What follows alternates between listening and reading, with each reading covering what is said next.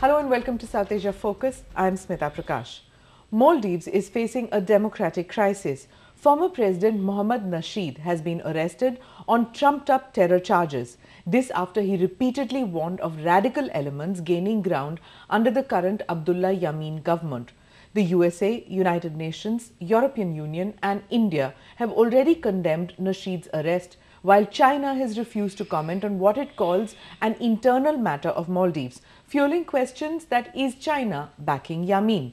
Another question which arises is, will Prime Minister Narendra Modi's planned Maldives visit take place, or will India cancel it as a mark of support for Nasheed? To discuss all this and more, we have with us South Asia expert Qamar Agha. Thank you for speaking with us. Crisis in the Maldives. Now, this has been going on for quite some time after a period of instability. There seemed to be something that is going to be going out of hand in Maldives with Nasheed's arrest. What is the game plan that President Yameen has? What is going to happen further now there? You see, Smita, basically the Maldives is divided country now. One side you would find liberal, secular, pro-democratic forces, the other side Islamist. The liberal democratic being a very small group? No, they are bigger, in fact. It's a very small country of 4 lakh people. So, who's bigger than... But Islamists are small in number, but they have, backed by... They have an appeal, religious appeal, which they are using, So that's how this division is there. Yameen have clubbed with it. This group, of the Islamists, active for quite some time, last almost 10-15 years, These are the people who are backed by the Pakistan.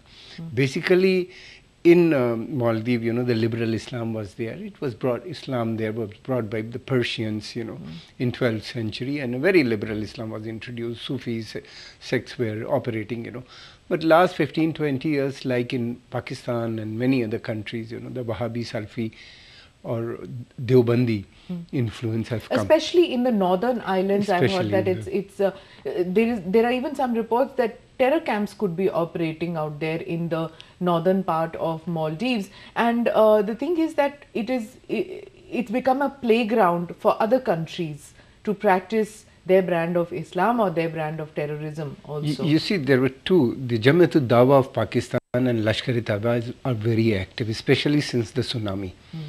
Almost 3-4 lakhs of dollars they have pumped in, the charity was brought by Jamaat-ud-Dawa. So these are the people, they have recruited a lot of youth. They were trained in Pakistan.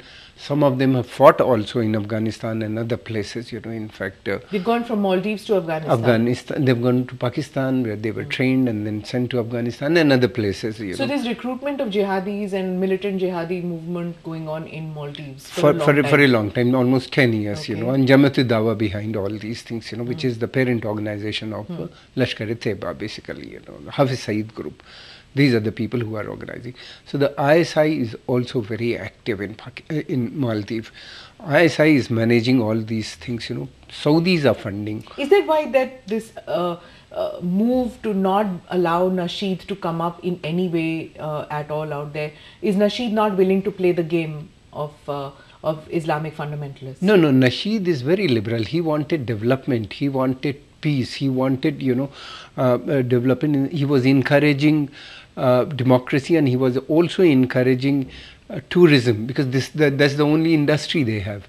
So he was encouraging, but Islamists have dubbed him, anti-Islam. He said that, look, this is the man who's encouraging democracy, which is we don't believe in man-made laws. We want Sharia laws to be implemented.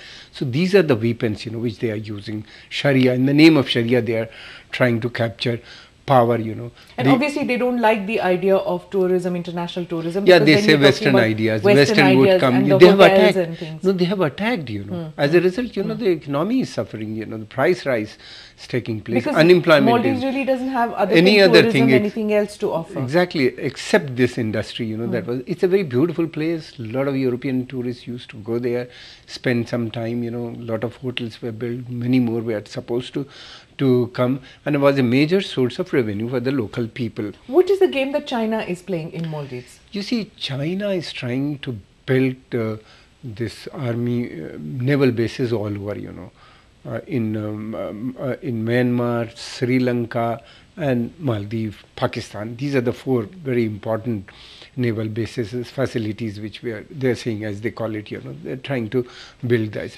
So Chinese investment are coming.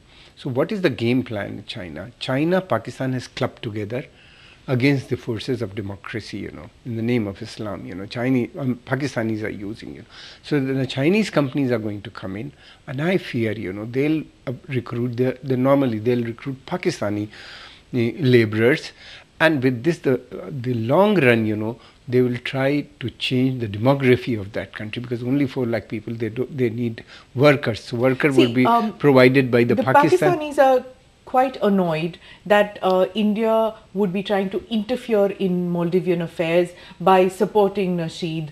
They say that India, the charge that many neighboring countries make against India, that India treats its smaller neighbors as its backyard, interferes in the internal politics. Is that charge justified when it comes to Maldives? Yeah, this was 10 years back, a lot of people were talking all these things. Now no one is take it seriously. Look at Sri Lanka.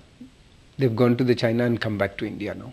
They're developing. Look at Bangladesh. They're trying to develop closer ties with us.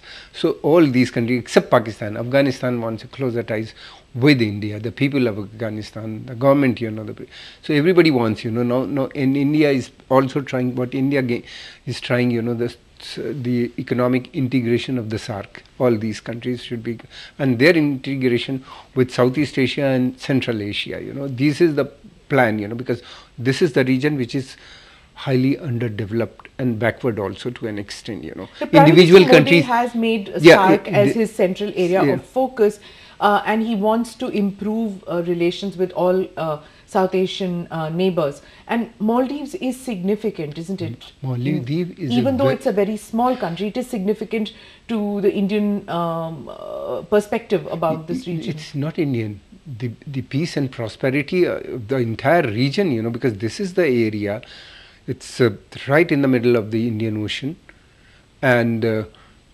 entire sea route from here to Gulf of Oman up to the Strait of Malacca and by further, passing through this region, so therefore it becomes so nobody wants, neither Europe nor America nor any country of this region wants this become a theater. Bring, some external forces over there. They want peace to be, they want that the sea lanes to remain peace. Not only that, Nasheed and others have said that Indian Ocean is basically India's ocean, they have said, they've gone to that extent, because India was maintaining peace and stability of the sea lanes of this region for a very long time. We come back to Pakistan again. Now, the Maldivian president has cancelled his visit to Pakistan. There was a lot of talk that he would be going again. This is the 3rd cancellation, and Pakistan clearly rumblings of discontent that it is India which is interfering in the betterment of ties between Maldives and Pakistan. I think it is exaggerated, India doesn't want all these things, because we have never, no government in India has put this type of pressures, ask Sri Lanka not to have to tie. You see what happens, when the relationship or in the name of development, China or Pakistan tries to exploit their relation against India, that is condemned by us. That is condemned by India. Otherwise, we want development. We want Pakistan to play a greater role in Afghanistan or here, but we don't want, Pakistan to promote militancy in this region or scuttle India's policy or India's move in this region, Okay, if China comes to South Asia, I mean, it was welcomed by India. They said, okay, you invest, but in the name of investment, don't bring politics, don't use hegemony or use it against India. So these are the things, these are the fine balance, Now the timing is very important of Nasheed's arrest, because this month, coming month, after a few days, Prime Minister Modi is supposed to visit that's Maldives, still hanging in the air. Do you think that there is a very strong view that the Indian Prime Minister should not visit Maldives because it would give a signal that in a way that you're giving validity to the Yameen government, which is taking anti-democratic steps? No, India, I think Prime Minister should visit. He should go and put pressure on them that look, that you should not allow this region or this country, Maldives, to become a hub of militancy. In the long run, it is neither good for Maldives nor good for the region. So Prime Minister should go. So you don't think that disengaging with the country is a way of sending out a strong message? Instead, what you think is to engage and to put pressure? Sometime it works, by disengaging. But this is the time I think need is to engage this country, put pressure that Nasheed should come out of the jail. Not only India should also mobilize support in the international community like US and Western European countries and many other countries who are concerned about the Nasheed's arrest, because this was the first democratically elected government which was dismissed by these people, and they wanted to sabotage or hijack the whole of the democratic process. It was after a long struggle this government has come to, Nasheed had come to power, and he was running the country very well.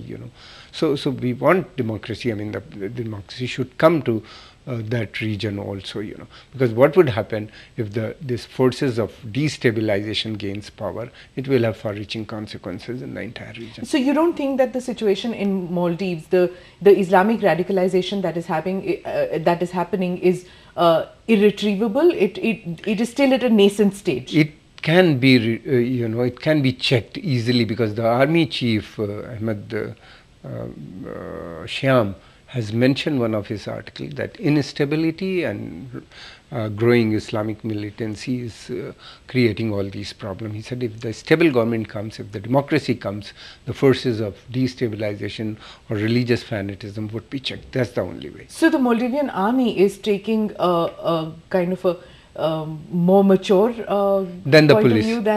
If you look at the police, the police behavior is unable to stop the gang wars there, and the gangs are associated with politicians. Army is also divided.